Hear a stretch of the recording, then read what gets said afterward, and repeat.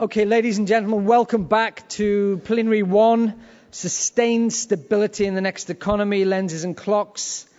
I'm going to go to our moderator, Leo Jonhson, in a minute or so. But from a UNEP FI side, let me just contextualize it. UNEP FI had our annual general meeting yesterday. Biggest ever attendance at George Washington's River Farm. And it was a day of, really robust discussion in terms of sustainable finance, responsible investment, post-crash. Is it a scan? Is it a PR scan? Is it real? Where does finance and investment stand in the context of Occupy Wall Street? Sensitive issues, hard political issues. Where's that going to go? How does finance and investment position itself post the crash in the age of austerity and given the geopolitical and macroeconomic changes that we're seeing? So we had a really good discussion, certainly the best in my 11 years at UNEP FI, and thanks to the membership across banking and insurance and investment for that. It was an electric annual general meeting. So coming into this session, I'm going to pass over now to Leo Jonhson, who is one of the co-founders of Sustainable Finance Limited, but also a partner at PwC in London, and I believe the presenter of a BBC series on getting down to business. So basically, Leo does everything. And he also had the wisdom to sell his company to PwC just before the crash. So this is a man who doesn't have one crystal ball, he has crystal balls. And oh boy! I will say no more, and I will pass you over to a dear friend, and without exception, the greatest moderator in galactic history. Leo, the floor is yours. Thank you, Paul. Thanks a lot, Paul. Look, thank you very much. It's brilliant. It's brilliant. Thank you. Can we have the lights on? Can we have the lights on a bit so we can all sort of see each other? We can't see anybody. Anyone is near a light switch, can you please turn it on a bit? Look, some of what Paul said is true, like my name. My name is Leo Jonhson. I did have this tiny sustainability company. Thank you, that's so much nicer. This tiny sustainability company called Sustainable Finance that we sold the week of the Lehman crisis in a process that I now understand it was a little bit more of an acquisition than a full-scale merger between our organizations to PwC. But it's been a brilliant. But look, that's all trivia. The big thing is that I am here to, as you know, moderate a session with the great professor of mathematical finance, Nassim Taleb, with the one minor issue that he's not actually here. Which, apart from that, everything is going completely swimmingly. And it's what you might indeed call a black swan type of thing.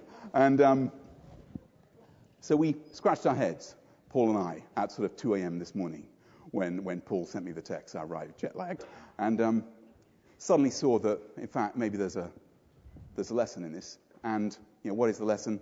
The lesson is that stuff happens. Unexpected stuff happens. It's a deep lesson that sustainability maybe is complicated to do. It's messy. I know that's more Rumsfeld than Taleb as a quote, but it's messy, and the unexpected does occur, and there's unexpected stuff occurring right now, 100 meters from this room. Unexpected to some, not to everybody, and sometimes, and if you look at the Arab Spring, that unexpected stuff kind of clusters together and gets a little bit sticky, and you do reach tipping points. So if the theme of this conversation today that we're all having and tomorrow is around tipping points, then the question that seems to us the interesting one to explore is, okay, so what type of tipping point are we heading towards? And that is going to be the debate we're going to have today. Is it a tipping point down, or is it a tipping point up? And we've got 4 extraordinary people here who've been involved with, and they're here on this panel because they've been involved with the groups that are doing the interesting stuff in terms of really trying to create levers for change. We've got Gavin Power, who, with the Global Compact, that's 6,700 companies. That's the biggest single corporate sustainability grouping that there is. With Jigar Shah and the Carbon War Room, of which he's the CEO, that's 4,000 entrepreneurs who are trying to unlock capital for-profit solutions to climate change problems. With Ivo de Boer, who, as you know, led the climate negotiations and is now working for one of the 4th or 5th largest professional services firms in the world, or the 6th largest, I think, one of the 7th largest, one of the very largest professional services firms in the world. We got a guy who has seen what it is like to do this at the coalface. And with Johan and I go back many years, we got probably the individual who, in terms of creating reputational risk for the financial sector as a driver for change, no one can claim a greater share of credit, in his mind, of credit for doing that, to my knowledge. So we've got these extraordinary people. Is it going to be optimism? Is it going to be pessimism? That's going to be the debate. And what I propose to do is offer these 4 dudes, and I'm sorry that they are all men, okay? It's a weakness of this panel. But they are extraordinary people. I'd like to ask them all to say a bit more about who they are and then give us 5 minutes where they just lay out their stall. 2050, where are we going to be? And I'd like to end, and I appreciate that the only thing that could really make this event a black swan is if I keep on talking much longer. I'd like to frame this with 2 extremes that I have come across in the last month in terms of view of where we're headed. The first was on September the 26th in the crypt of St. Paul's Cathedral in London, at an event where Jared Diamond was speaking. And as you know, Jared Diamond wrote this book, Collapse, where he reviews Aztecs, Mayans, God knows who, the Easter Islanders, and how they rise, they plateau, they collapse, generally at their own hands. And he was asked the question, where are we headed? And his answer was this, which is we are living in gated communities. We've got 50 years to open those gates or go the way of the Easter Islanders. That's on one extreme. On another extreme, I just came back from Bihar in northern India with a guy who I'm going to be with again next week called Ganesh Pandey, who's looking at an approach to solving exactly some of those problems that Diamond's articulating around the dual constraint, both the ecological and the social. What is his plan and his action right now? Well, if you look at Bihar, it's the poorest part of India. 75 million people, 70% of them with no electricity, average income $160 a year, and 25 million who are just dismissed as being structurally off-grid. They are never going to have power. They are powerless because they have no power, and it's going to remain like that. And his approach is just to look at what they do have, which is rubbish. They got a whole load of agricultural residue, rice husks in particular. And his model is very simple. Collect the stuff up, gasify it. With that gas, you can produce power at half the cost of the kerosene. It avoids the air quality impacts of kerosene, which the WHO puts at 2 million deaths a year. It avoids the carbon, estimated at 150 million tons a year. But most interestingly, and it gets Jigar to some of your thoughts, is this stuff creates revenue. Selling the power, plus when you burn the rice husks, you get waste. In that ash, you can find silica, which you can sell for $1.50 a kilo. From the waste of the waste of the waste, there's then char, which they turn into incense. And finally, there's a dual carbon credit stream, both from the avoided methane from the rice husks and the avoided kerosene emissions. The combination creates a revenue stream of 27% as an ROE for the entrepreneur.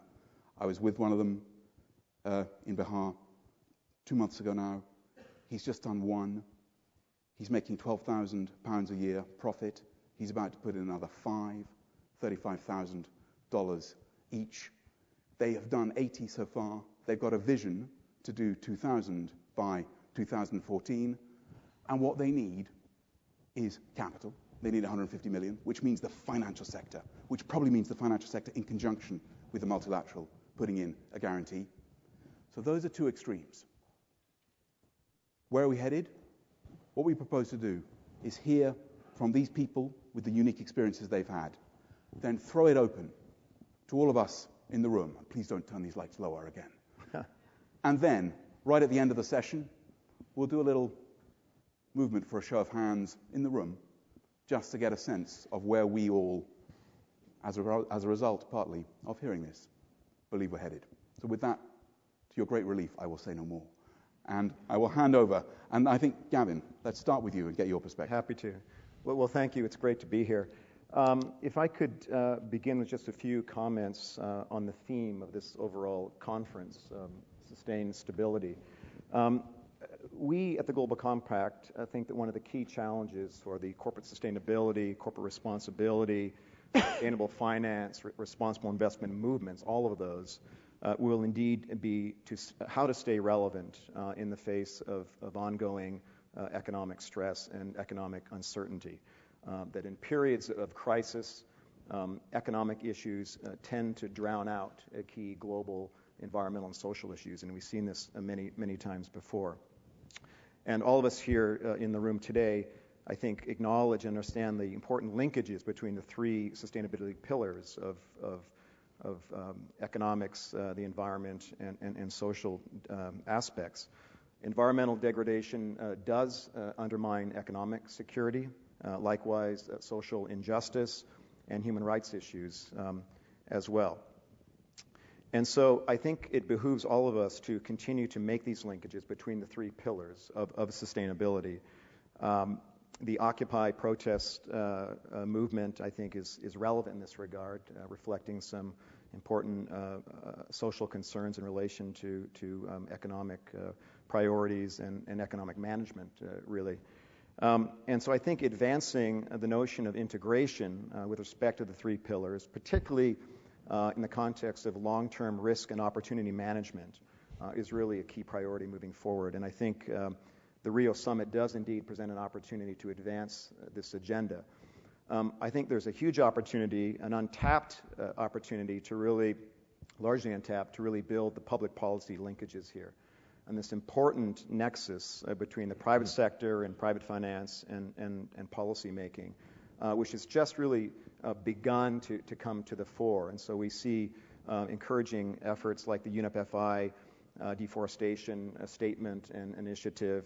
We have the German government with their Nexus Water, Energy, Food conference next month as a preparatory ingredient to Rio, and things like the Aviva-led call to governments and really the UN around some kind of protocol or declaration in relation to ESG disclosure. So all these are very encouraging, I think, movements in terms of the public policy linkages. I think it's fair to say that governments generally have not taken an integrated approach to these issues.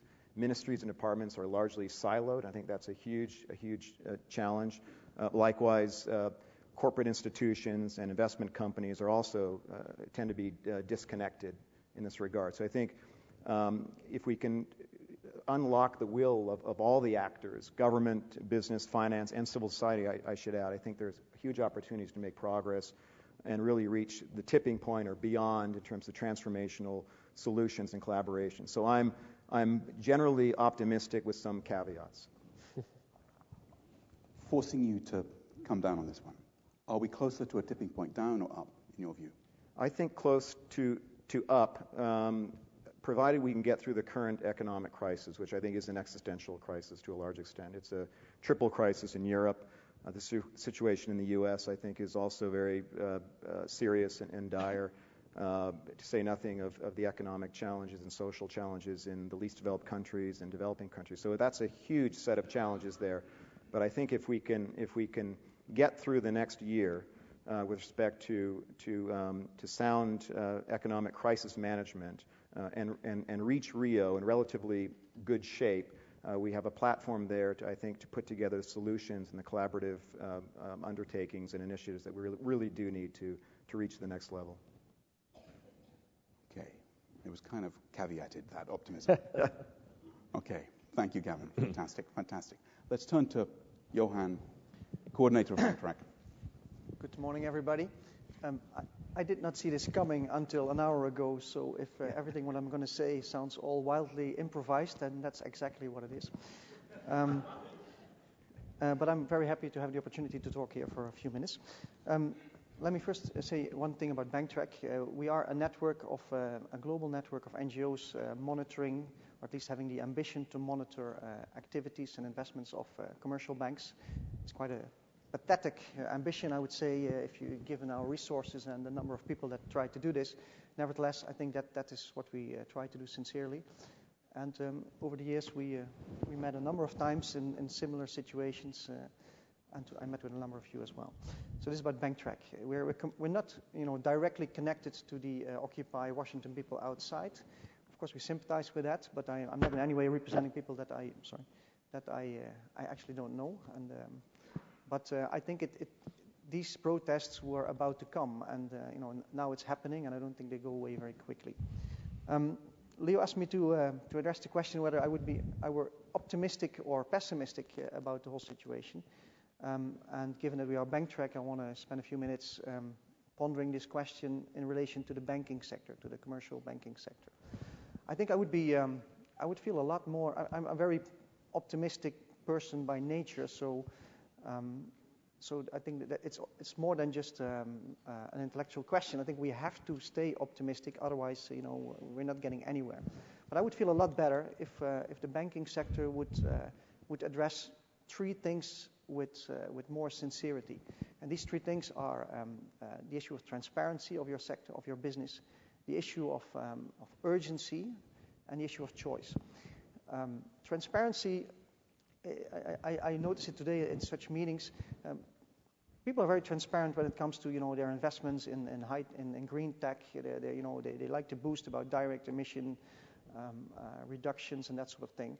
But overall, you are seen as the banking sector is seen as an utterly secretive sector, and next to a great many other things that pisses off people outside in the street, it is precisely this secrecy that is a big problem, and that the secrecy is also stopping people from regaining the trust in the sector that you so desperately need.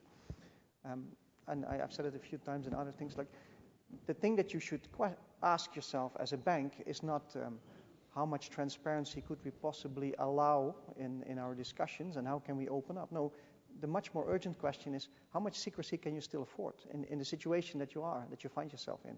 So if we would be very happy if the banking sector would make a sincere effort to open up and to, we don't understand why so many things are secret, why the issue of client confidentiality prevents everything, a lot of things from being discussed in the open. We're going to have a meeting with the Equator Principles banks later this week, and that whole issue of transparency is central to our discussion. So I would say I'm optimistic if you open up. Second, the issue of urgency. This conference is called The Tipping Point. I'm sure you've all been to such conferences in the last 20 years, which were called Close to the End, or 12:02, or Time is Up, or that sort of things. This word tipping point suggests that we continue to stay on this wobbly thing for decades, but we're not. I think the tipping point has already passed 20 years ago, and I would say I would feel better if we would all take the tipping point as 1992, the original Rio conference. That was a tipping point, and we should all be acting in a sense of, we are beyond the tipping point, and we better get our act together. And that has consequences. If we live for 20 years with the Convention on Biological Diversity, and we also live in a world that sees a vast, fast disappearing species loss, then that should have direct today's consequences for the sort of investments we make as banks. You cannot go and finance a big dam that will block the flow of the Mekong River. If that means that the migration routes of dozens of fish species, fish stocks, are going to be cut off. This must have consequences. If the situation with climate change is as urgent as we think, then you cannot continue financing, the tar sands of Canada or the oil exploration in the Arctic. Choices must be made, and that brings me to the last point, and then I'll wrap it up. The issue about choices. It's very nice that banks, focus and increase and strengthen their, and really without wanting to be overly critical on it, you should focus on transformational finance. Yes, very very true. But at the same time, you're undoing all the gains that you possibly make from that by continuing to finance the sort of things that have no place, to our opinion, in a sustainable world. So the choice to make is to go just for the transformational finance and to withdraw yourself from the tar sands, the large hydropower that's blocking the Mekong River. I was there last summer, and it stuck with me. I don't know how many people of you have seen Avatar. This great movie. Go and see it. But you should think more about that sort of situations that people are facing, and that should be stopped.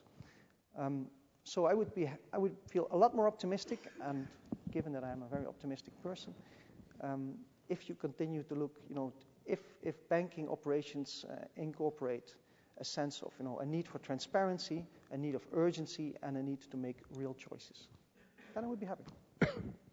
Thank you, Johan. Thank you.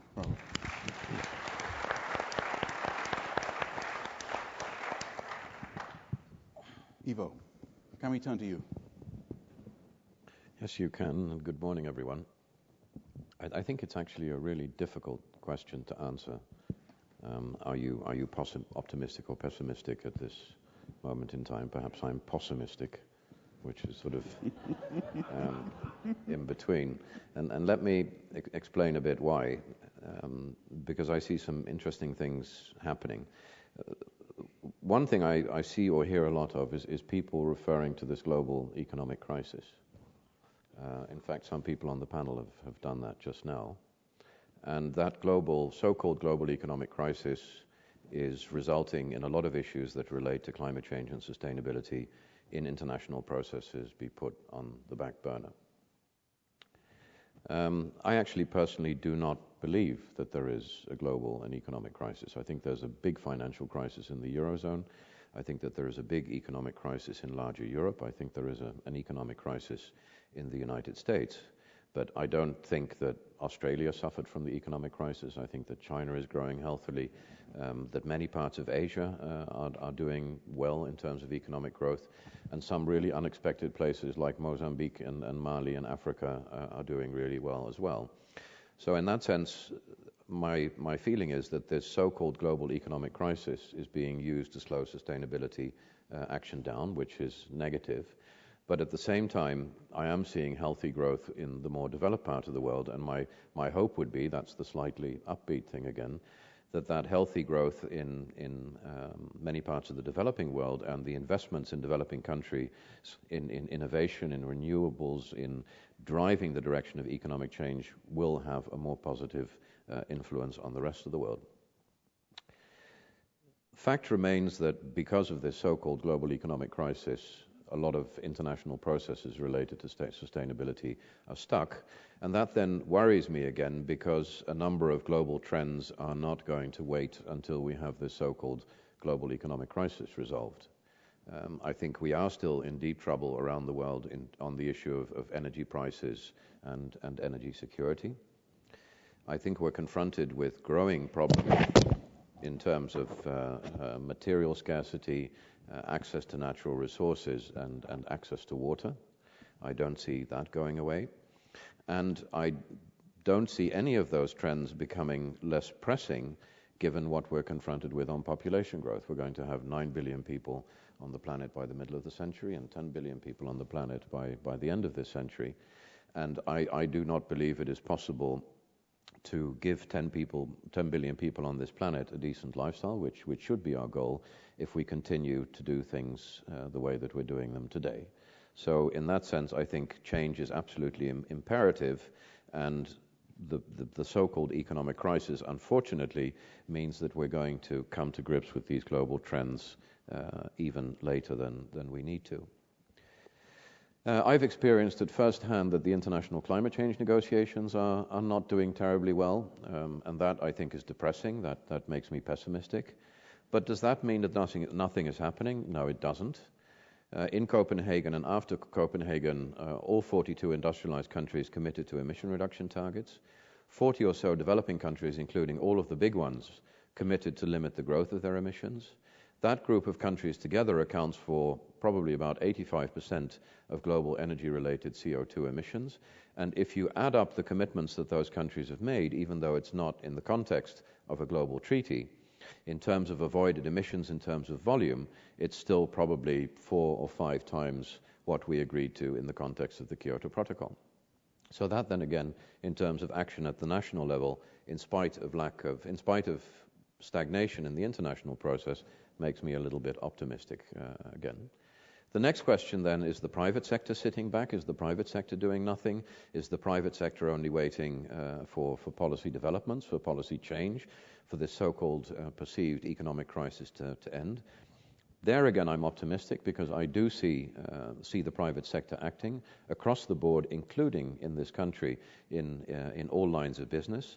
I see companies from a point of view of the bottom line, from the point of view of brand differentiation, and from the point of view of capturing new markets, embarking on this issue. And I'm also seeing, in the absence of a clear policy agenda, the business community stretching the boundaries of the possible. For example, if a company finds that it can only go so far, but as in the case of Unilever, Coca-Cola, and a number of others, say we collectively are only going to sustainably source beef, soy, and palm oil, that probably has a bigger impact in a global market than if my minor country, the Netherlands, were, for example, decide to do something on its own. So there, I'm positive about what's happening in the business community. I think for us to get across this tipping point and to become, in general, more positive, a couple of things that need to happen. First of all, I think we need to get out of the aid mentality around issues that relate to sustainability and into the business mentality. And in that sense, I hope that Rio Plus 20, whether it focuses on sustainable growth or green growth, is going to be very much about that business agenda. Secondly, I think that many of the actions that we take on sustainability and on climate need to be much more strongly business-driven. And in that sense, I think we need to let markets do the heavy lifting, let markets play a significant role in all of this, and organize national action around that. And at the end of the day, I think to really get across this tipping point, we are only going to be successful if we manage to really begin to price pollution properly and to frame government policies accordingly. So all in all, feeling very, very mixed in terms of optimism and pessimism, at least for the short term. But my main hope, I suppose, is that this strong growth, this new vision that I'm seeing in many parts of the developing world, will lead to some realization in industrialized countries that perhaps an economic crisis should be seen as an opportunity to act rather than as an opportunity to sit back and do nothing. Thank you, Bob. Thank you. Brilliant. Brilliant. Well, I don't know about that. But Let's hear the perspective of the private sector. Is it going to step up? Because I feel Ivo stayed on the fence a little bit.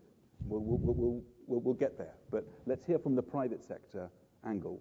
Do you feel the innovators are stepping up to the challenge at the scale that Ivo suggests is needed? Yeah, I do. It's tough to follow Ivo just because he's such an extraordinary diplomat at the way he provides his answers. What I would say is I probably will just say exactly what Ivo said, but probably in far less glorious language. I think that, so the company I started before I joined the Carbon War Room was a company called SunEdison, and we basically pioneered the ability to do third-party financing for solar. Today, Husk Power is using that financing mechanism. Companies that I've invested in doing telecom tower repowering with gasified biomass are doing that. And so you see literally thousands of entrepreneurs around the world that are actually replicating that model into different things. I mean, there's a company I met the other day called Bright Farms, which is signing produce purchase agreements. And so they're actually doing controlled environment agriculture on the top of buildings where they build a greenhouse on top of the building and then they just literally sell the produce underneath in the store. And because the cost of transportation is 70% of the delivered cost of some of these vegetables to a grocery store, even though it's double the cost to actually manufacture or to grow these vegetables, it's far cheaper than bringing them in from outside. And they use 95% less water, no fertilizer, no pesticides, et cetera. So I do think that we are at the point where the innovators have actually gotten the tools, whether it be the internet or mobile phone service or whatever it is that they needed. They have the tools to actually take on the institutions who have been heretofore holding them back, right? I mean, the vast majority of these solutions that we're discussing were first piloted in the 70s, right? I went over to the World Bank the other day, and they had this report right in the shelf, right in front of me, that said 25 years of experience in solar home systems. And I literally, I think, threw up a little bit in my mouth. But the thing is that you're talking about, there are companies like Husk Power, companies like, Selco and others, who've actually done more together than the World Bank has done in 25 years in the last 2 years, right? And so when Ivo says that the private sector is probably going to be better than aid at this, I mean, I'm not sure how to actually put a large enough exclamation point behind it. The challenge becomes, so how do we actually deal with this infrastructure that exists, right, that needs something to do, right? I mean, they have a job, and so they actually have $30 billion or so that they have to give away every year, even though Citibank probably gives away $30 billion a week. And so we actually have to figure out, like, what we should do with them, right? And when I had this long conversation with the IFC, they said, well, what should we do? And I said, what do you do already? And they said, well, 60% of our money goes into bank-to-bank transfers or whatever. We give money to other banks who then lend. It's like, why wouldn't you do that then? Why wouldn't you lend money to a bank in Bihar through the State Bank of India, who then would lend money to Husk Power, right? They would do that in a heartbeat. And they said, oh my God, we never thought of doing that. I'm beside myself, right? Because I think, well, why hadn't you thought of that? And they said, well, we did it once before, and we did it at 4%. I was like, why the hell would you do it at 4%? Right? I mean, I get this whole social responsible investing meme, kind of. I wish it would die a horrible death, because I just think that SRI means substandard returns, like, to anybody who you talk to. If you talk to an internet entrepreneur that just made $1 billion and you said, I'd like to put your $1 billion into an SRI portfolio, they would be like, oh, so you want me to do good in the world and not make a good return on my money, right? Which is colossally false, right? The Husk Power rate of returns are not poor returns, right? So maybe we should call it impact investing, or the whatever words that we want to use today. But when I talked to the IFC, I said, why don't you actually force the bank in Bihar to charge them 17%? Because that's what they charge for anything else that they lend out to. It's just they're not comfortable with this asset class yet. So let them actually charge at the full rate, so that once they get comfortable with the asset class, then you can pull your money out and they'll continue to lend. And I said, wow, that's a shocking new discovery. I mean, like, that's not shocking. It's having faith in the private sector. I mean, how many people here think that we would have actually provided mobile telephony to everybody in Africa and all these people in India if all these people were making 3, 4, 5 cent, 6% returns, or even 12% returns? I mean, the big Africa fund here, which is Bryce Fort works at, what's his name? ESG or something. They've had, I think, annual returns of like 38% a year for the last 8 years in the private equity fund, and they get all these awards, best private equity fund in Africa, best thing, whatever. And we have this notion between the social sector and the private sector and the other sustainability sectors that making a profit is horrible, that I should actually feel horrible about myself for making a profit, right? And I think that the exact opposite is happening today. And so what's occurring is that there are a number of people in this room who represent parts of their financial institutions who do get it and are trying their best. But we seem to be not making progress, right? So I'll give you an example. Like, for instance, Bloomberg New Energy Finance and the World Economic Forum in 2009 said that if we spend $550 billion a year annually, we should stay below 2 degrees. I don't know if that number is correct or not. Maybe it's 700 billion these days. But their number is that something on the order of $260 billion right now, or in 2010, went into what they would deem towards this target, right? If I added up all of the self-reported, transparent reports in this room, I bet it equals $1.8 trillion. Right? So clearly, they don't believe that some of the investments that you're making, that you're counting as sustainability, actually is sustainable, or is actually working towards solving 2 degrees. So that's a big problem, right? Because, like, for instance, in India, didn't they just get a big CDM for 3 coal plants because they went to supercritical coal status? That is such a joke. And how many of the people in this room, like, actually agree with me that that's such a joke, right?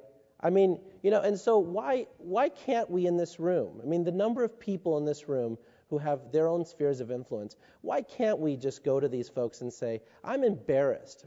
I'm embarrassed that you actually gave them CDM credits, and I'm not going to participate in actually buying any of those CDM credits from a damn supercritical coal plant, which they had to build anyway because the water capacity in that particular area couldn't support a regular old school, open loop system. And so it's these kinds of things that makes me furious, right? Because I know that we can actually get this done, and I know that we will get this done. The challenge I have is that I think we're headed to a hard landing. I think many of the institutions in this room are going to fail, and they're going to fail miserably. The banks in 2009 that were huge investors in renewable energy had almost no issues with their actual capitalization, et cetera. The ones that didn't actually got huge amounts of capital flows. Like Wells Fargo, for instance, was one of the largest banks in sustainability, no problems whatsoever. Why? Not because of the sustainability investments, but because the amount of thinking that went behind actually choosing that sector as a great sector to invest in was the same thing that caused them to be a good bank in the first place, right? I mean, and so you're in this situation where people who actually do the right thing did a better job through the financial crisis. And and for whatever reason, we sort of don't take those lessons. We don't move forward. So, look, I feel very strongly that the entrepreneurs in the world are going to solve this problem one way or the other because they're negatively affected by water issues, sustainability issues, other issues, and they want to do good in the world. They want to help their society, and they want to do whatever they can to do it. So they're going to solve the problem.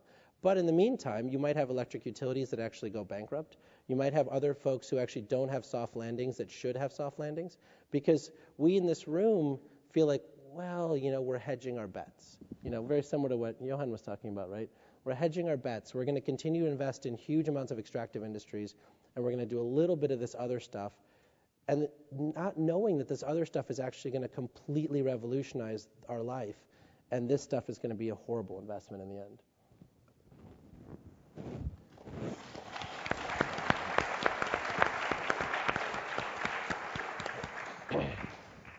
Okay, folks.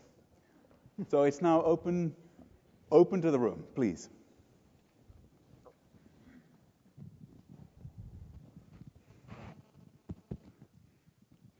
Yeah, Tawny from Eco Capital. Jigar, you and I spoke about this in Monaco last year, and I hate giving softball questions. Yeah, no softball questions. But there's global trends. I think Ivo, you talked about is incredibly important. I work with family offices and hedge funds, and they are absolutely so excited about the fact that there's this economic crisis. The front of The Economist was even about there's nowhere to hide investing during times of crisis. It's now the time when you're looking at people that with innovative financial ideas are getting into this market because they recognize that there's risks there that they can actually absolutely capitalize. So my softball question is actually, do you think, Jigar, that we really need to go down the route of not your usual suspects in the financial world to solve some of these issues that the financial community that has been focusing on this has not been able to solve? So I know, like, Charity has been looking at poverty alleviation for 300 years. There's still poverty. Do we need to look at other types of solutions? Yeah, I think that maybe to make your softball question maybe a little bit more difficult to answer, I would say that we actually in this room do not have a point of view, I think, that's in a consensus around what the appropriate role is for government, institutional capital, retail capital, family office capital, and then philanthropic capital, right? So we allow philanthropic capital to screw up the markets all the time with all their PRI stuff, which goes in. Rockefeller Foundation, I think, has given $100 million to greening affordable housing complex in the United States. I can't imagine anyone in this room thinking affordable housing complexes in the United States are actually green at this point, right? And so no one followed them. Right, so I wish they would stop and actually do first loss guarantees, do training with their money, do something else to actually provide comfort to for-profit partners, but then knowing full well that those for-profit partners are going to charge 15% interest to work with affordable housing complexes, because that's the underlying risk of working with affordable housing complexes, right? And it's not a bad thing to make a 15% rate of return if what you're doing is actually saving the planet from carbon emissions. You're helping all those people who live there. You have lower electricity bills. They're saving money while still giving you a 15% return. I do think that we need to actually have this conversation around what the appropriate role is for all these different capital sources, and actually start slapping the hands of the people who are doing things that are bad, that actually screw up the marketplace such that private capital won't touch it with a 10-foot pole, because everyone has been trained now to only make 3% returns, funding farmers in Afghanistan. Ivo, you got some thoughts?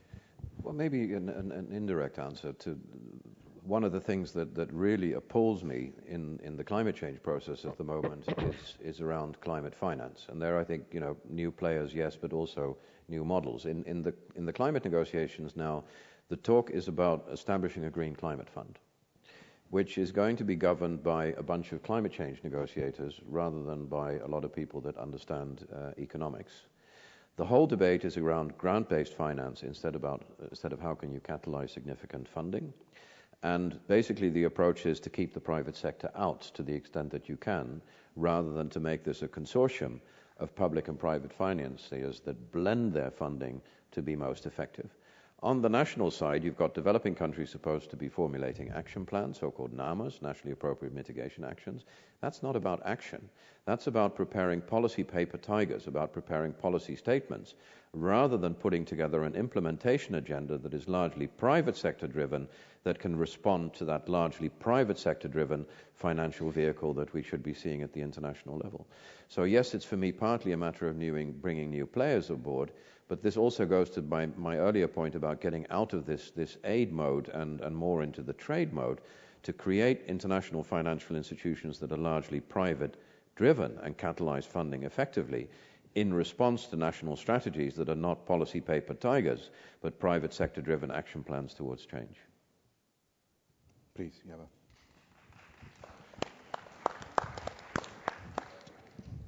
Hi, my name is Leland Lehrman. I'm with Fund Balance.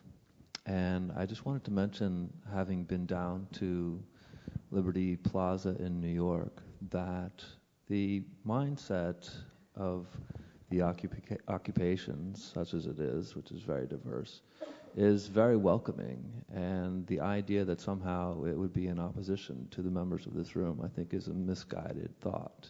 In fact, I think they're some of the strongest supporters of these types of initiatives. And I know that for myself, I can speak both as a person who is interested and supportive of what's going on the street, as well as what's going on in this room. And an odd thing happens when you stand on the street there and you talk to the people, and you can't tell whether you want to say you're doing it or we're doing it. And in the end, it turns out to be a very subjective choice. You can decide that you want to be a part of it, or you can decide that you don't. So I just throw out a welcoming statement to everybody on the panel and in this room about it, that whole idea, as opposed to worrying about whether or not there's some kind of a rejection or an objection. Of course it is on policy, but culturally it's a very welcoming milieu. Thank you for that. So it's good to know that there is that openness. Let's flip that around. Can I pick up on that point? Yeah, absolutely. Yeah. But can I just flip this around? I'd like to get a read on this. And then, so if there's openness that you sense towards the initiatives in this room, how open is this room to what's going on there? So we know Bernanke has said it's understandable. We know the head of GM. Let's have a raise of hands, anonymously, if you think that you can understand what is going on and you can see the economic and the social and the political rationale for it. Okay, now raise of hands if you don't. Okay, that was a minority. Okay. Data point, a data point. Just to say, given that show of hands, I do think it behooves both the corporate responsibility movement and the ESG investing initiatives to more actively include the voices of civil society in their work. And I think they've been largely absent from the work to date.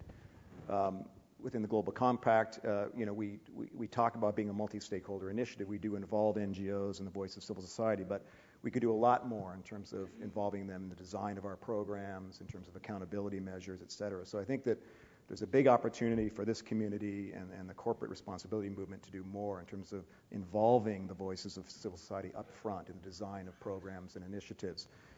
Just a couple of quick additional points, if I may. With due respect to Ivo, I do think he understates the economic problems facing the world today. I think when you have a crisis in Europe that's threatening the European project, you have unemployment in the U.S. of between 9 and 15%, in some cities 20, 30.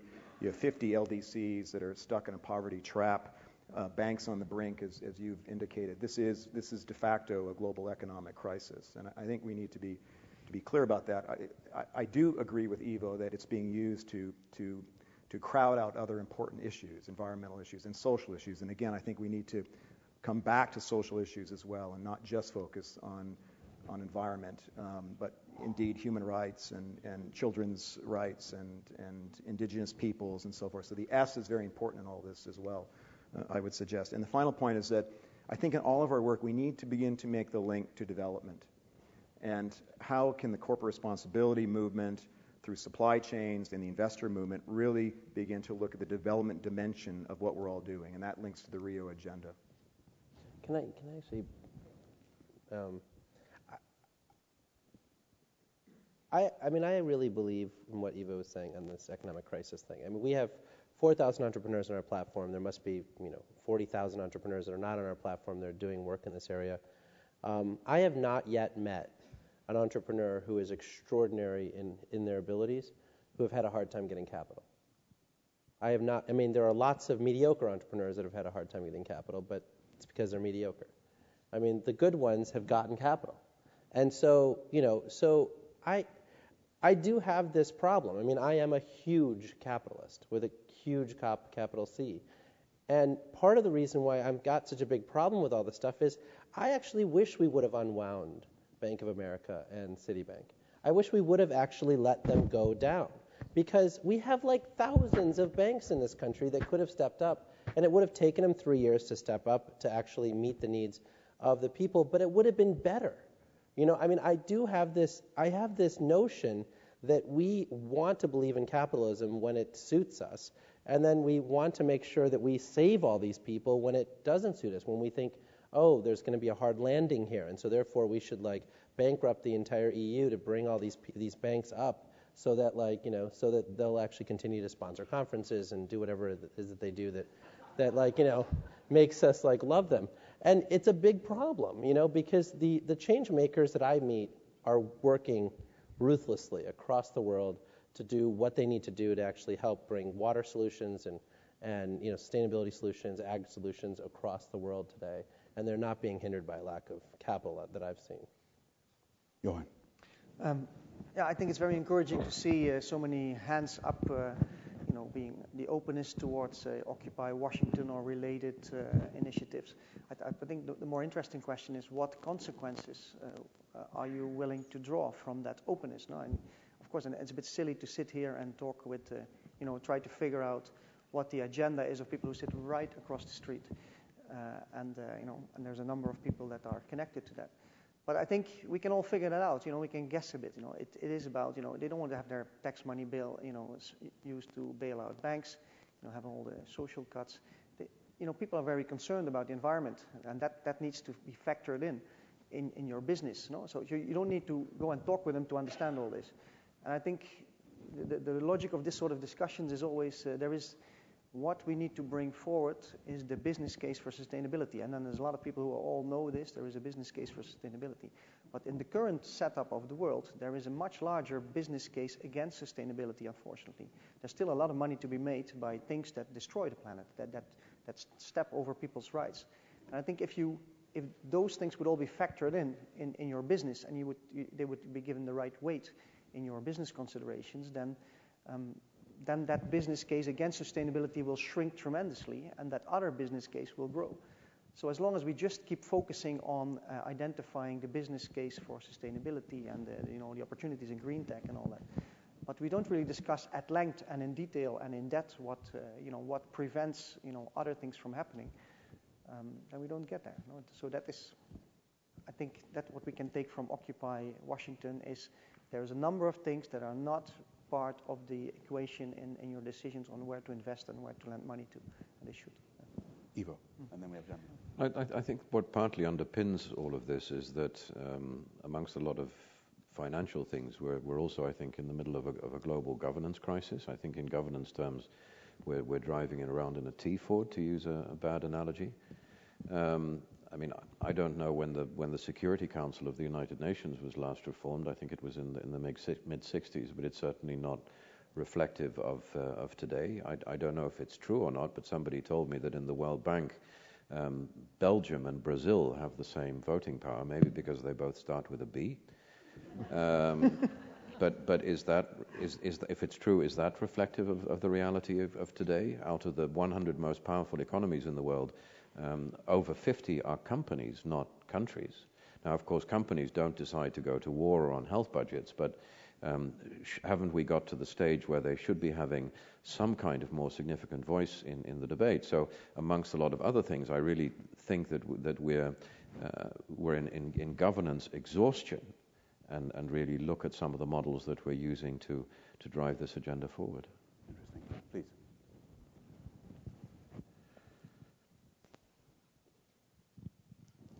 Daniel Wiener from ECOS in Switzerland. I'm very glad of what Ivo just said, because it underlines what I was going to say, and I asked for the speaking slot before he said that.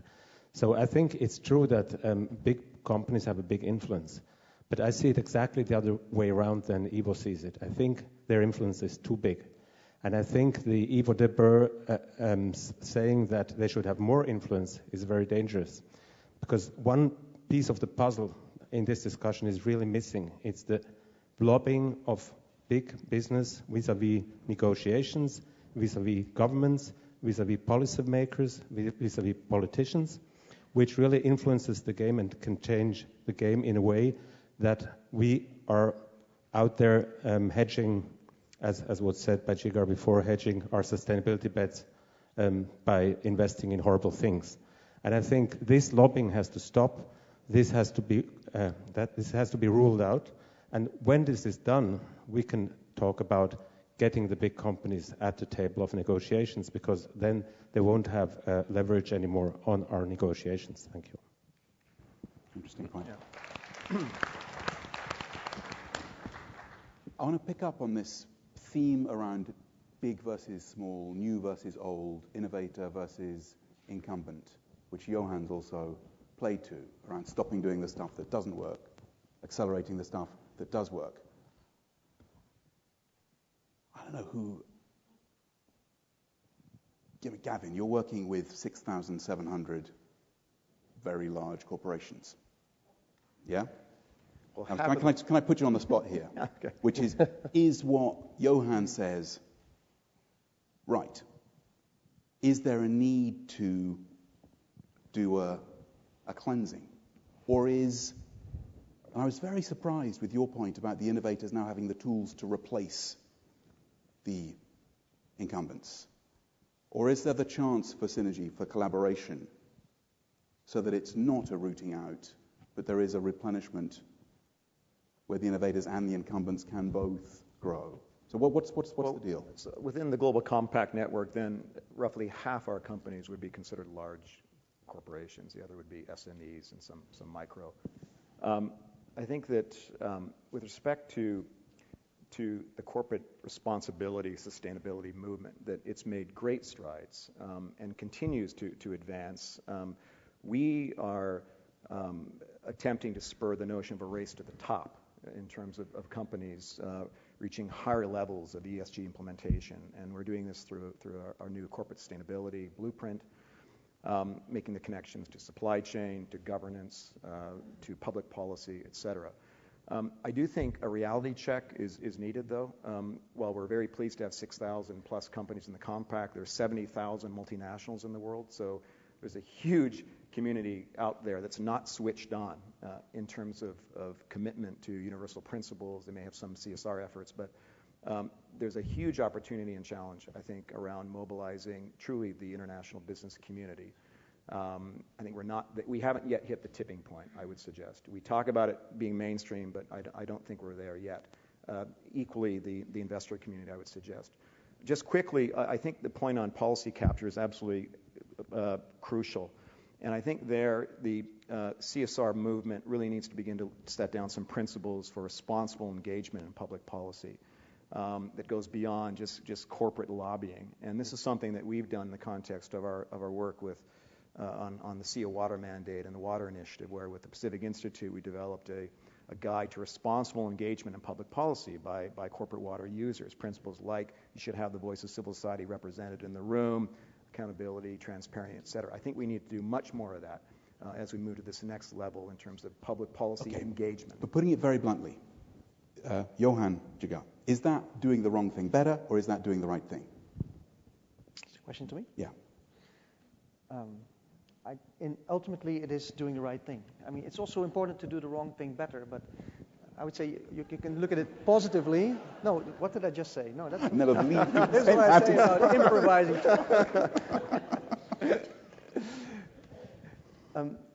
We can, I know this is the nature of such meetings, that we're all very constructive, but for me, it's actually quite worrying that you are, there is 6,000 some companies in the Global Compact, because, I mean, where is the distinguishing factor there? I mean, that's our thought there.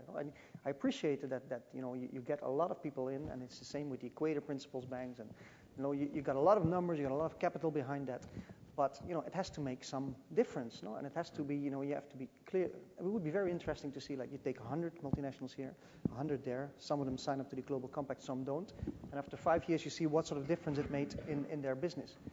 And my fear is it wouldn't make all that much of a difference, because what is missing is the sense of urgency in the whole thing.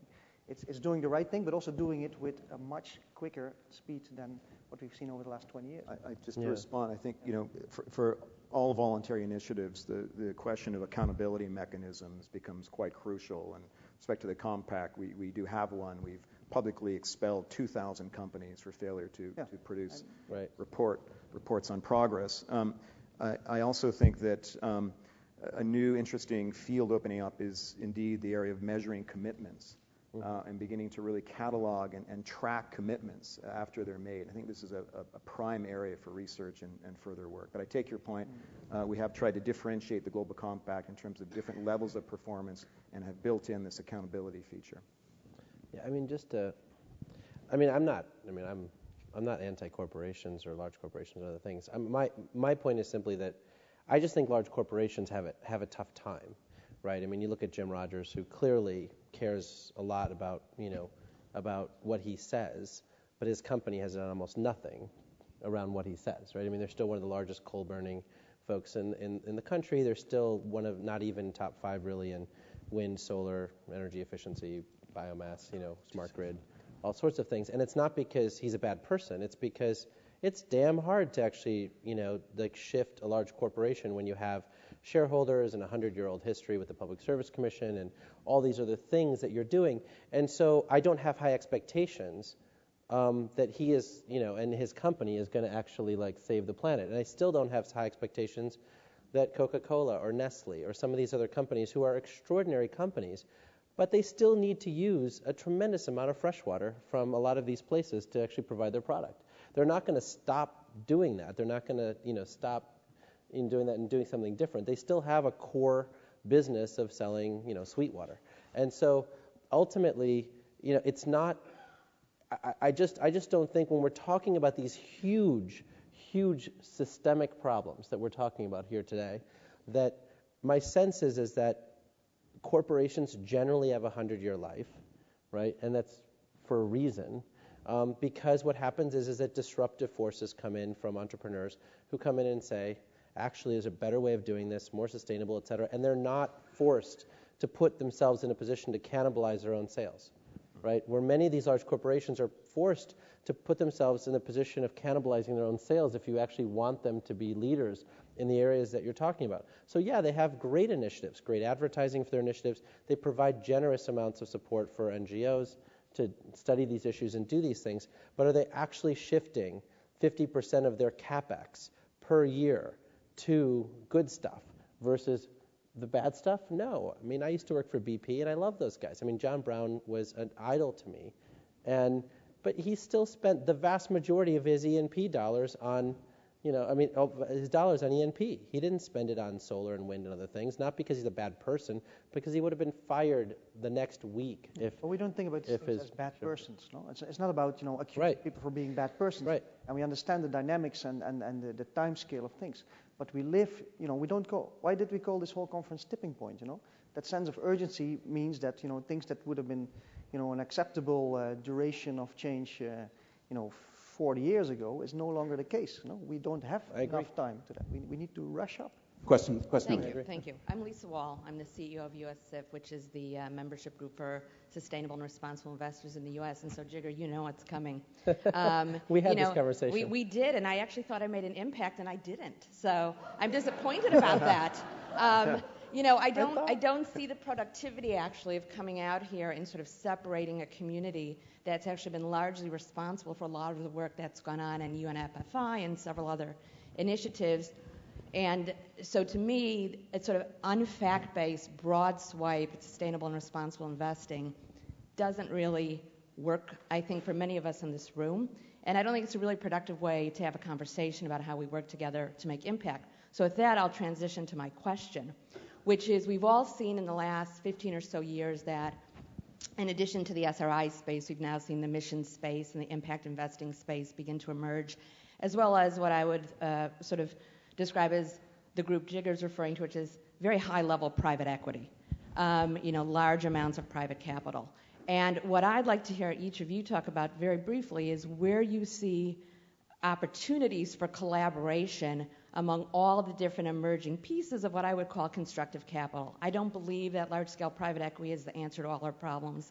I don't think the private capital markets will instantly fix this. I don't think we can leave everything to the private markets and leave government out, and I'm hearing a little bit of that here, which concerns me. We need to hold governments accountable for large-scale change. So anyhow, I'll leave it at that, but I'd love for you each to talk for a moment about how we can bring all these sort of siloed groups with very shared missions together to make more constructive change. Thanks. Okay. I can. So, constructive collaboration to create tipping points towards the positive. We're not going to get there. Jigar, I can start since I caused the riff, I think. It's not that I don't. I mean, look, we're all individuals. At the time at which we actually have a certain amount of net worth and we want to actually invest it in something, we have the God-given right to do that. The question becomes, at what scale are we actually trying to make change, right? I mean, for me, I'm trying to make change at the gigaton scale change, which means $1 trillion, right? A gigaton of carbon doesn't get saved for less than, in some cases, energy efficiency for buildings might be $300 billion, right? But for solar, it's $2 trillion. For wind, it's probably $1.3 trillion. That's how much money I need to actually go into these solutions to save a gigaton of carbon. So now the question becomes, how does everyone play a constructive role within that framework? And I don't know how many pension funds you guys have talked to, but when you talk to a pension fund, they feel very, very strongly in their fiduciary responsibility to the people that they're providing pensions to, right? Who do they trust when you talk to them about this? They trust the private equity folks. At the time at which they actually invest in something, and the private equity guy says, I made a 25% rate of return, now this asset class has actually been blessed, right? That I've figured out exactly how to make money in this, which is exactly where the solar industry and wind industry started in the late 90s, early part of the last decade. I've blessed this industry. We've made money at this. We've figured out underwriting standards. We've gotten all this stuff done. Commercial banks stepped in and said, yeah, we're going to make money at 12, 13, 14%. And then, suddenly it was the equipment leasing side of the commercial banks who came in and said, wow, this stuff is really low risk. We're going to do it at 7 or 8 or 9%, right? And then, lo and behold, this year, Munich Re finally stepped up and said, we are going to buy up as much renewable projects as we can possibly do to put that money back into the pockets of commercial banks so they can go back out and buy more renewable energy projects. That is the first time that I have seen securitization of renewable energy in the world, right? We all sort of think renewable energy is big. It's $170 billion last year. That's great. it is still sitting on the balance sheets of most commercial banks and insurance companies around the world. The pension funds have only now started to actually buy up that paper because they feel comfortable. And so for me, as somebody who's charged by his board to actually figure out a way to save 17 gigatons of carbon by 2020 with the rest of the community, I feel like, the SRI folks and the other folks have a role to play, but ultimately, that's not where I'm going to get the $10 trillion or so that I need to get this done, right? And so what role do they play on providing comfort to those other players? What role do they play to actually provide, proof points or pilots or whatever it is? We have to have that discussion. But I'm just sick and tired of sort of being inclusive all day because, this inclusive thing hasn't been working for 20 years. Thank you. Thank you. Ivo. Well, since you said that, let me be really inclusive. To go back to the example that I gave of the Green Climate Fund, which is now currently under negotiation, I think that really does provide a perfect opportunity to create a consortium of financial institutions that deliver on that financing challenge together, in the sense that you have the Global Environment Facility with a responsibility on capacity building. You've got the multilateral development banks, which can help with policy reform, with soft loans, etc. You've got commercial banks, pension funds, private equity investors. So what I would really like to see in that sense is an inclusive consortium of different kinds of financial institutions on the one hand, and then on the other hand, creating the opportunity for developing countries to put their green growth strategies on the table, and then to see how that consortium could respond to that. That, I think, would be a really nice and inclusive way to go forward. Gavin. Just to pick up on Ivo's point, I think one of the features of regulatory platforms regulation is that it cannot mandate partnerships and collaboration, generally speaking, and that I think is a great space for voluntary initiatives, and Ivo has mentioned some. So I think there's some wonderful voluntary initiatives that have been developed over the past decade that offer entry points with important conveners, not just the UN. So that's one point. Secondly, I think that we must begin to create institutional governance bodies that are truly multi-stakeholder, or that build in stakeholder input. Because if you look at corporate boards or governance bodies writ large, they tend to be homogenous, narrow view, not global, certainly often do not reflect the voices of civil society. Some companies are beginning to establish external advisory councils and these sorts of mechanisms. So I think it's also in the design of the governance institutions, bodies that we create, that will allow organizations to become more receptive to the sorts of collaborations that we're talking about. Johan. I was actually pointing out, but if we talk about collaboration, I was thinking, what can I mention here? I think it's about the process of discussion here in this room. I think it would help. You mentioned the point about consultation, civil society engagement, stakeholder dialogue, that sort of thing. You hear about it all the time, and you read about it, and it's all there. But it's always, who's in control of that process? And I think it would help if you would be willing. It's strange to address a large audience like this in very different capacities, but if you would move beyond stakeholder consultation, and you would first grant rights to people to enter the discussion well armed with the information that they need, and the right to influence the situation, to influence business decisions, lending decisions, and so that's way beyond stakeholder engagement. This is about recognizing legitimate rights of people, of whoever, in whatever situation. It's different in every situation.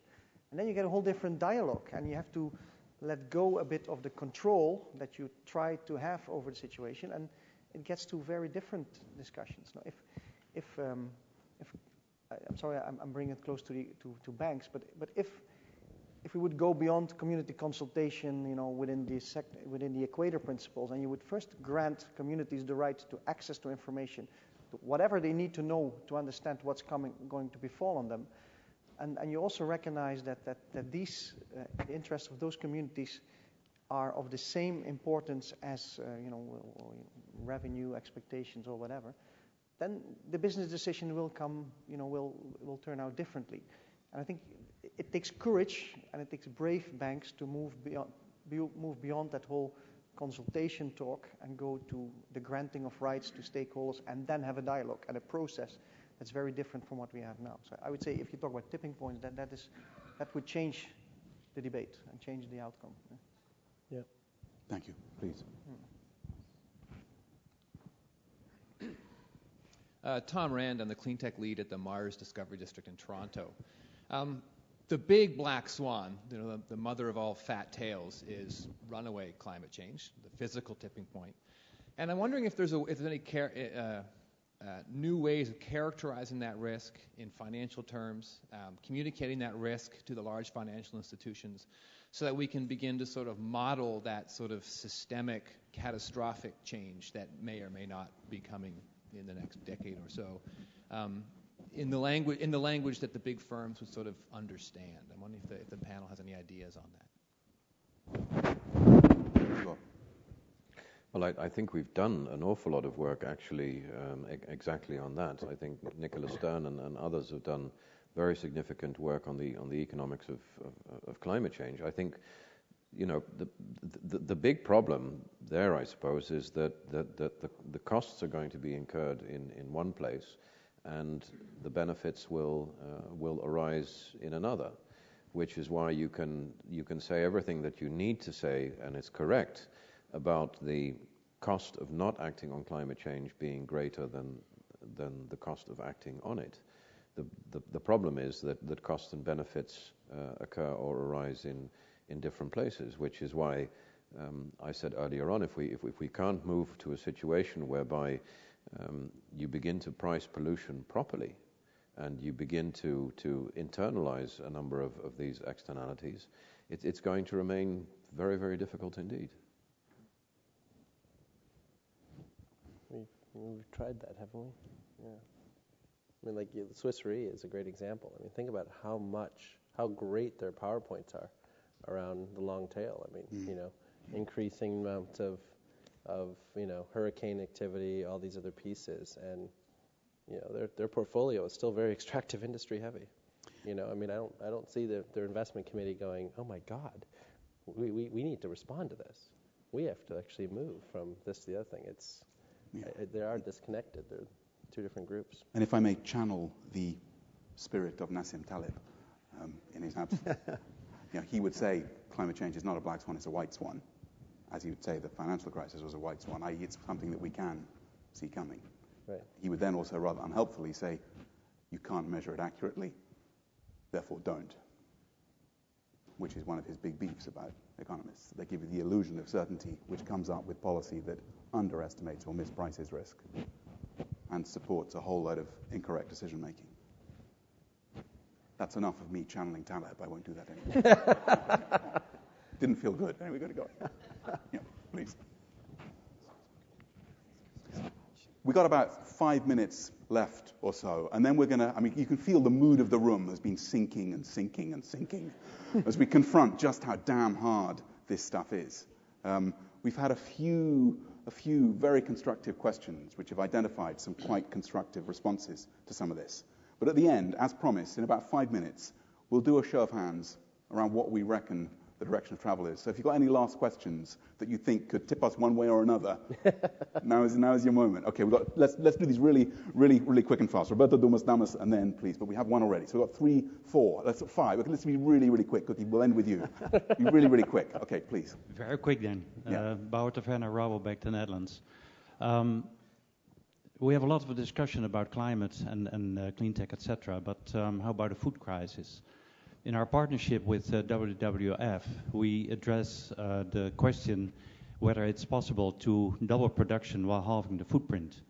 Now the question is participating in numerous roundtables for sustainable palm oil or responsible soy, is this doing bad things better or is it doing the good things? Wow. Okay. Let's choose one person who want to answer that. Who do you want? Yeah. We know each other. Very good. Just very quick answer. I think it's doing the right thing if these roundtables are there to make a real difference. If it's an effort to actually stop things from changing in the scale that it needs, then I don't think you're doing the right thing. But is he doing the wrong thing? You do the wrong thing. Well, at the end of the day, I don't see another way forward than to come to some compromises between, producers, consumers, and everybody on how to do things, whether it's palm oil or whatever. But it needs to be done with the right ambition. If it's there, like to pacify people or keep people off the table, or make sure that there's still space to continue producing as you always did, but now with a bit of green on it, then you're doing the wrong thing. If it's a sincere effort to tackle the problem as it is and stare it in the eye, then you do the right thing. But current, just saying that we have over 100 entrepreneurs on our platform doing this. We do a lot of work in ag. I'm supremely confident that we can actually solve this problem, but it's not clear that the main parties are going to come to the table and actually do it themselves. So there are disruptive forces going into ag as well. Dumas. And then this gentleman. And there's one other I lost. And then Cookie. Who's going to be first? Me? Okay. My name is Dumas from Itaú BBA, Brazilian bank. Actually, I'm not going to talk too much about Brazil, but I had the opportunity to live 4 years in China. While we were discussing about climate change, all of that stuff, for example, we're addressing what a bank can do and what a bank cannot do. We, as Equator Principal Financial Banks, we're absolutely aware that what we can do. However, I understand that what this gentleman said, we should bring all the positive and negative externality to the risk-reward equation. And with all due respect, I'm not going to talk about your country, but I think China is doing a terrific job. For example, they're doing, in a fiscal policy, they are incentivizing now wind farm rather than thermal plant through tax rebate. And also, not only the government, but also the China Banking Regulatory Commission. I think that if you want to move forward in a much quicker pace, we cannot rely only on the private sector. There's something that we can do and something that we cannot do. I think it's a three-party: government, corporate, and financial institutions. If you rely just on corporate and financial institutions, yes, we're going to move to a greener economy, to a new economy, but it's going to take much longer. Eventually, there's no time. We have to rely on government. So we talk a lot about China, and China is doing a terrific job. For example, they establish a green GDP, how much GDP you generate and how much you pollute. For example, I read a book that's absolutely amazing. They say 100,000 people had a disease of lung disease due to air pollution. That's fine. And the next year, those medical assistants to cure those sick guys will incorporate in GDP growth. That's a shame. It's a shame. This negative externality should be incorporated in the risk-reward equation. And that way, our funds will be channeled. I understand we have a duty, but also we have a fiduciary duty to our shareholder. So we need to cooperate. We cannot go alone. We can go alone, but it's going to take much longer. So we need a response now. And the response, it needs to be these three parties: government, corporate, and financial institutions. And so I believe that I'm the only guy here who did not raise their hand, but sorry, I'm going to borrow your crystal balls to say... no one is taking my balls. My balls are mine. No one is taking mine. We as a financial institutions cannot do alone. So, thank you. Thanks a lot. All right. Go on, quickly.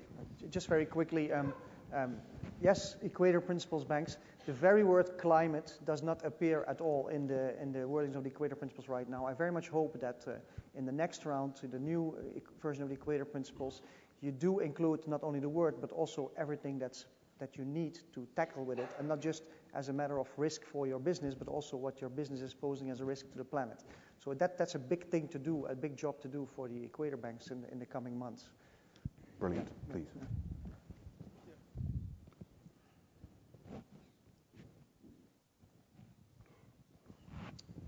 Nick Robbins, HSBC. In the first phase of this crisis, many governments, including those out of East Asia, actually introduced green stimulus plans. Most of those have come to the end or coming to the end. I'd like each of you to actually suggest, in the current second phase of the crisis, how actually we can use sustainable finance to drive a real recovery. Nick, can I ask you to choose two, just in the interest of time? Two. I'd like Jigar and Ivo, please. Okay, and really snappy. Go ahead. Well, I for one believe that the stimulus plan that was put in place by many of these governments has created exit velocity. And so I don't think we're going to need a huge amount of subsidy going forward. The solar industry is now cost effective without subsidies for about 20% of global electricity demand.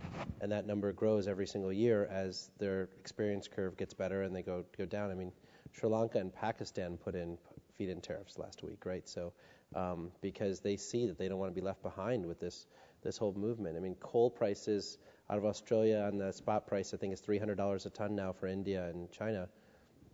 They don't want to pay those prices, so they're working their butt off to not have to import coal from those places. So in the area of renewable energy, I think we've hit exit velocity, and I think you're going to see growth throughout this decade.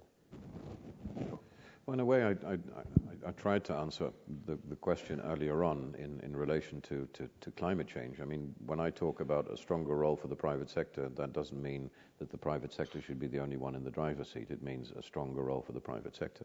And I really believe that around the Green Climate Change Fund and these national action plans in developing countries, we have a huge opportunity to move out of the aid mode and into the business mode.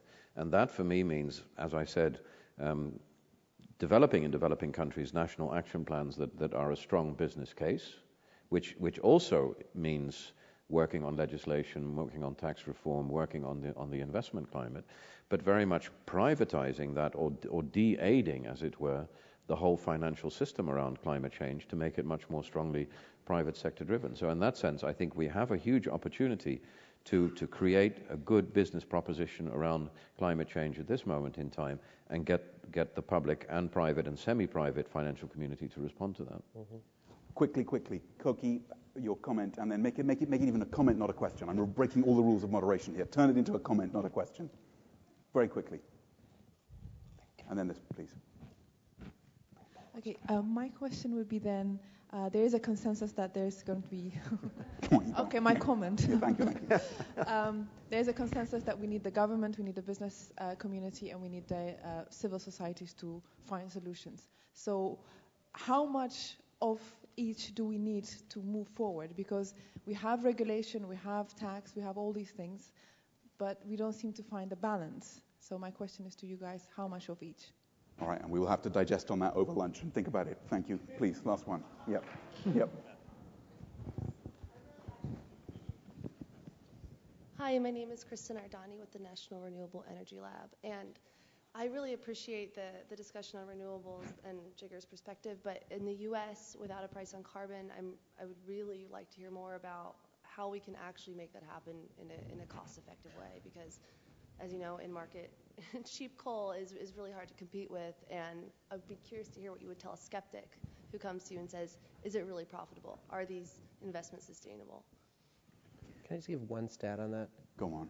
65% of all of the new additions to the U.S. grid in the last 5 years have been renewables. And the rest have been sort of natural gas. We haven't really built any coal in this country since 1980.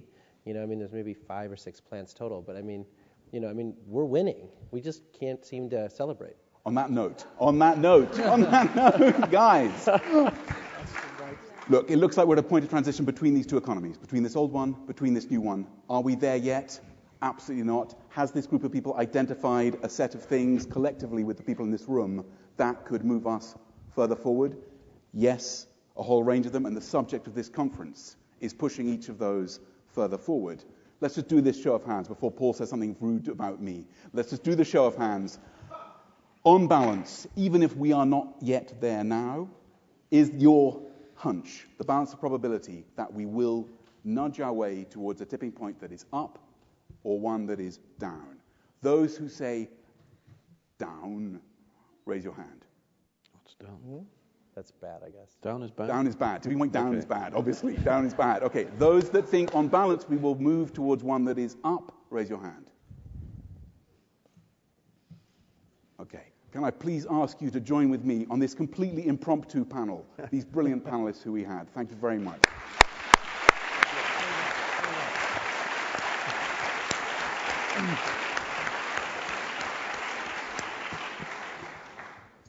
Spectacular. Thank you very, very much. Adrenaline in the room. We're going to close in about 2 or 3 minutes. Let me do it in this way. EVO, collaboration of private banks, pool of capital together to link in with the Global Climate Fund and get deployment and action on the ground. Gavin, tip of the iceberg. We're not there yet for mainstream business. Johan, do bad things better? Improvising. I know. and so much more, because this was a man who had literally no notice. It wasn't low notice, it was no notice. So, Johan, huge thanks to you. Jigar, I understand why your organization has the words war room in it, so hats off to you. But I want as a UN bureaucrat, I want to throw one little stat back there, and Leo, don't let him say anything in reply, okay? Smart entrepreneurs, those 40,000, the 4,000 on your platform, they can get capital, right? Great, smashing. We know from Bank of America, Merrill Lynch, Capgemini, that in 2002, a group of 10 million people controlled $22 trillion, high net worth, ultra high net worth, family offices. Now, that same group of 10 million people control $47.2 trillion. I'm guessing that if you're part of that country club, it's a lot easier to snag capital, all right? No matter what sort of entrepreneur you are. So there's a question there for you. 10 million in 2002 controlled 22 trillion. 10 million in 2010-11 controlled 47.2 trillion. That's globalization in action. I'm not making a value judgment, but if you're part of that country club, it's easy to get capital. And I am going to suggest there's a couple of entrepreneurs in the audience here, Mike Sherry and Reverend Ross Collins. They've got a fantastic gig going in East Africa on microfinance. You have to find them, they have to find you, and you have to wire them together with some capital. Fair enough? Mike Sherry, Reverend Ross Collins, you are approaching the country club. Let's close it off. Let's close it off very simply because lunch is beckoning. Leo, the crystal balls comment it was a compliment, but it has had an impact because my dear Scottish wife Alison is watching the live web stream in a small French village. And immediately after that session, she called me and banned me from the stage. All right, so the Calvinist Protestant in her was, I think, so she sends her regards. I love that. And she'd like to meet.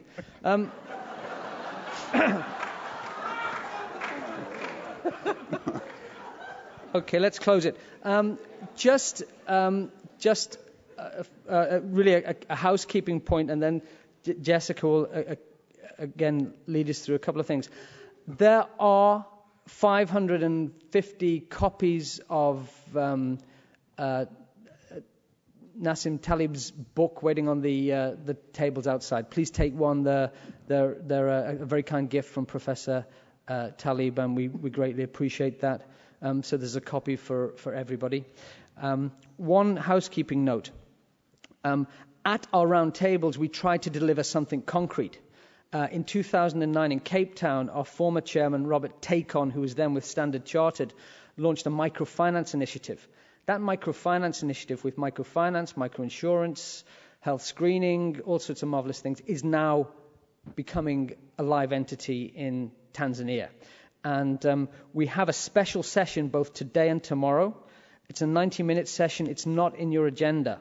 And there are leaflets which will be distributed. But if you're interested in the microfinance space and you want to hear a live project which is playing out, get one of the leaflets. We have a special session at 1:40 today till 3:10. That's in the Atrium Ballroom. And then again tomorrow, 3:30 to 4:40 p.m. It's from Cape Town to Washington, how you make roundtable commitments real. It's not in your agenda. Focus on that a little bit. Let's put the hands together. Really fabulous session. I enjoyed it. I hope you did. Thank you, gentlemen.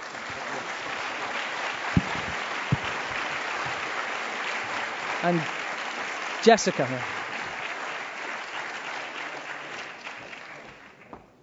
So just 2 points this time, so it's getting better.